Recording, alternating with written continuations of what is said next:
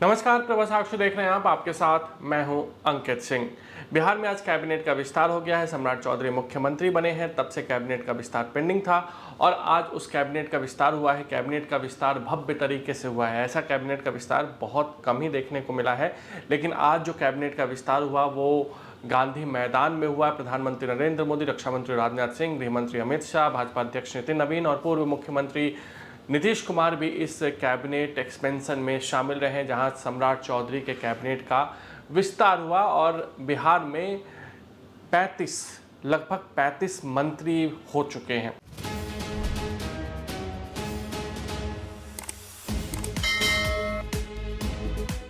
तो full fledge ये cabinet विस्तार था, आगे के लिए गुंजाइश नहीं रखी गई है।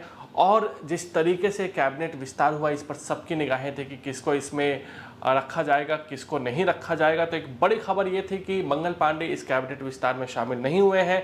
हालांकि जिस तरीके से मंगल पांडे का पीठ थपथपाया गृह मंत्री अमित शाह ने, उससे ये जाहिर होता है कि उन्हें हो सकता है केंद्र में कोई जिम्मेदारी दी जाए, पार्टी में कोई जिम्मेदारी दी जाए, क्योंकि पश्चिम बंगाल में उन्होंने सह प्रभारी के तौर पर बढ़िया काम किया है और पार्टी के लिए नतीजे भी इस पक्ष में आए हैं। लेकिन देखिए, आज का जो कैबिनेट विस्तार हुआ उसमें 3 पूर्व सीएम के बेटे मंत्री बने हैं। देखिए, डायनेस्टी पॉलिटिक्स की बात होती है हमारे यहाँ, लेकिन 3 पूर्व सीएम के बेटे को बीजेपी की सरकार में मंत्री बनाया गया है। तो क्या ये डायनेस्टी पॉलिटिक्स नहीं है? हालांकि बीजेपी का अपना डिफिनेशन है परिवारवादी राजनीति को लेकर। तो हम आपको बताते हैं कि निशांत कुमार, जिन पर सबकी निगाहें थी, जिन पर बहुत ज़्यादा दबाव भी था कि पार्टी को अगर सुरक्षित रखना है तो आपको मंत्री बनना होगा, और निशांत कुमार मंत्री बने हैं जो पूर्व सीएम नीतीश कुमार के बेटे हैं। इसके अलावा संतोष सुमन, जो कि जीतन राम मांझी के बेटे हैं, वो ऑलरेडी मंत्री थे, इस बार भी मंत्री बन गए हैं क्योंकि गठबंधन में सहयोगी हैं। बीजेपी कोटे से नीतीश मिश्रा को भी मंत्री बनाया गया है, जो कि पूर्व सीएम जगन्नाथ मिश्रा के बेटे हैं। तो ये 3 जो मंत्री बने हैं, ये तीनों पूर्व सीएम के बेटे हैं। इसके अलावा हम सबकी नज़र थी कि क्या विजय सिन्हा मंत्री बनेंगे, तो जी हाँ, वो मंत्री बने हैं। आज देखा जाए तो वो भाजपा की ओर से पहला शपथ लेने वाले व्यक्ति थे, क्योंकि श्रवण कुमार का नाम पुकारा गया, उसके बाद विजय सिन्हा का ही नाम पुकारा गया। श्रवण कुमार को इसलिए क्योंकि वो जदयू विधायक दल के नेता हैं, इसलिए उनको पहले उनका नाम पुकारा गया। अब विभागों का बंटवारा किस तरीके से होता है, इस पर भी ध्यान देने वाली बात है, क्योंकि जब हम इस वीडियो को रिकॉर्ड कर रहे हैं तब तक विभागों का बंटवारा नहीं हुआ है। क्या एक बार फिर से भू और राजस्व विभाग विजय सिन्हा को मिलता है, इस पर भी सबकी निगाहें रहेंगी। क्या मंगल पांडे, जो बहुत समय से एक तरीके से कह सकते हैं कि स्वास्थ्य विभाग देख रहे थे, क्या वो जिम्मेदारी विजय सिन्हा को मिलती है, इस पर भी नज़र रहती है। तो विजय सिन्हा को कौन सा डिपार्टमेंट मिलता है, इस पर नज़र रहने वाली है। साथ ही साथ निशांत कुमार को कौन सा डिपार्टमेंट मिलेगा, इस पर भी हम सबकी नज़र रहने वाली है। अगर हम बात करें उपेंद्र कुशवाहा के बेटे की, तो उनको भी दीपक प्रकाश, जो कि उपेंद्र कुशवाहा के बेटे हैं, उनको भी इस मंत्रिमंडल में शामिल किया जा चुका है। हालांकि कई तरह की संभावनाएं थी, आशंकाएं भी थी कि अगर उपेंद्र कुशवाहा दिल्ली में मंत्री बनना चाहते हैं तो फिर उनके बेटे को कैसे बिहार में मंत्री बनाया जाएगा।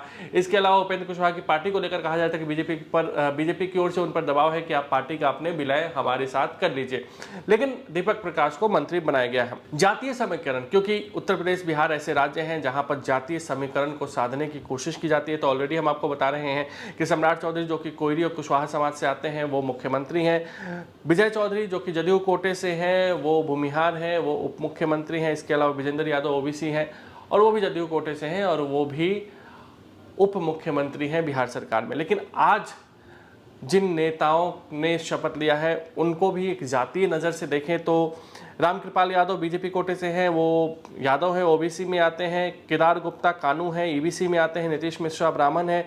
मिथिलेश तिवारी भी ब्राह्मण हैं। रमा निषाद मल्लाह है, ईबीसी में आती हैं। विजय कुमार सिन्हा भूमिहार है, सवर्ण में आते हैं। दिलीप जायसवाल ईबीसी में है। प्रबोध चंद्रवंशी भी ईबीसी में आते हैं। लखेंद्र पासवान दलित में आते हैं। संजय टाइगर राजपूत हैं। इंजीनियर कुमार शैलेंद्र भूमिहार समाज से आते हैं। नंद किशोर राम दलित समाज से आते हैं। रामचंद्र प्रसाद वैश्य ओबीसी समाज से आते हैं। अरुण शंकर प्रसाद सूड़ी, जो कि ईबीसी जाति का है, वहाँ से आते हैं। और श्रेयसी सिंह, जो कि राजपूत हैं, ये भी राजपूत समाज से आती हैं, जो पूर्व में मंत्री रह चुकी हैं। अगर बीजेपी के कोटे में देखा जाए तो 2 महिला मंत्रियों को शामिल किया गया है, रमा निषाद और श्रेयसी सिंह को। अगर जदयू की बात करें तो निशांत कुमार कुर्मी है, जाहिर सी बात है, सबको पता है, ओबीसी में आते हैं। इसके अलावा श्रवण कुमार कुर्मी है, ओबीसी में आते हैं। अशोक चौधरी दलित है, पासी समाज से आते हैं। लेसी सिंह राजपूत हैं, ये महिला कोटे से जदयू के मंत्री बनी हैं। मदन सैनी महिला है, ईबीसी में आती हैं। सुनील कुमार गोपालगंज से हैं, शिक्षा मंत्री रह चुके हैं, अधिकारी रहे हुए हैं, दलित समाज से आते हैं। जमा खान अल्पसंख्यक समाज से आते हैं। भगवान सिंह कुशवाहा कोयरी है, ओबीसी समाज से आते हैं। शीला मंडल ये भी की महिला है और ये धानुक ईबीसी समाज से आती हैं। दामोदर राव धानुक हैं, ईबीसी समाज से आते हैं। बुलो मंडल गंगोता समाज से आते हैं जो कि ईबीसी में है। रत्नेश सदा दलित हैं और श्वेता गुप्ता वैश्य ईबीसी में आती हैं। इसके अलावा हम देखें तो संजय पासवान दलित, ये एलजेपीआर के कोटे से यानी कि रामविलास पासवान के कोटे से मंत्री बने और संजय सिंह राजपूत कोटे से हैं। हम से संतोष माझी जो कि जीतन राम माझी के बेटे हैं, दलित कोटे से मंत्री बने हैं। इसके अलावा दीपक प्रकाश जो कोयरी हैं वो भी मंत्री बने हैं। तो अब विभागों का किस तरीके से बंटवारा होता है इस पर भी हम सबको नजर रखनी चाहिए।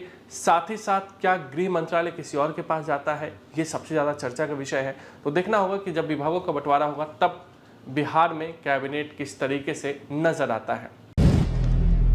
अगर आप भी लेना चाहते हैं देश दुनिया की तमाम जानकारी तो आज ही सब्सक्राइब करें हमारे चैनल को। साथ ही नीचे दिए बेल आइकन को जरूर दबाएं ताकि हर अपडेट आप तक पहुंच सके।